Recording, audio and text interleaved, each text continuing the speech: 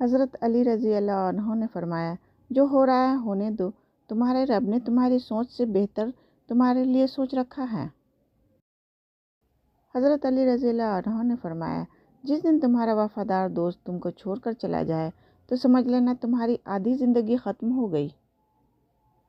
حضرت علی رضی اللہ عنہ نے فرمایا، جو تمہارے 99 اچھے کاموں کو چھوڑ کر تمہاری ایک غلطی کو پکڑ لے وہ انسان ہے، اور جو تمہاری 99 غلطیوں کو معاف کر کے تمہاری ایک نیک عمل کو قبول کرتا ہے اسے رحمان کہتے ہیں۔ حضرت علی رضی اللہ عنہ نے فرمایا، اپنی خوشیوں کی حفاظت کرو، سب کو سب کچھ مت بتاؤ، نظر سچ میں ہوتی ہے اور یہ بہت بری ہوتی ہے۔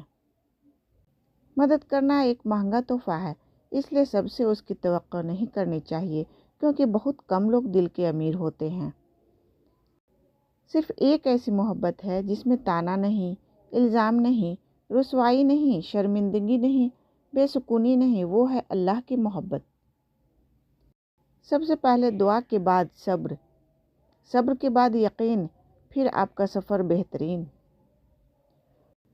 تم جو خواب دیکھتے ہو ان کی تعبیر تمہاری دعائیں لکھتی ہیں، تمہارے ہاتھوں کا اللہ کے روبرو اٹھنا تمہارا نصیب بدل دیتا ہے۔ اپنی زندگی میں ہر کسی کو اہمیت دو، جو اچھا ہوگا وہ خوشی دے گا اور جو برا ہوگا وہ سبق دے گا۔ جب دل تکلیف میں ہو تو سکون کے لیے سب سے بہترین جگہ سجدہ ہے۔ یہ دنیا جو تمہیں ناممکن سے ڈراتی ہے، تمہارا اللہ تعالیٰ اکیلا ہی اس دنیا پر بھاری ہے۔ اللہ تعالیٰ تمہارے لیے 3 باتیں پسند نہیں کرتا: بلا وجہ کی گپ شپ، فضول خرچی اور لوگوں سے مانگنا۔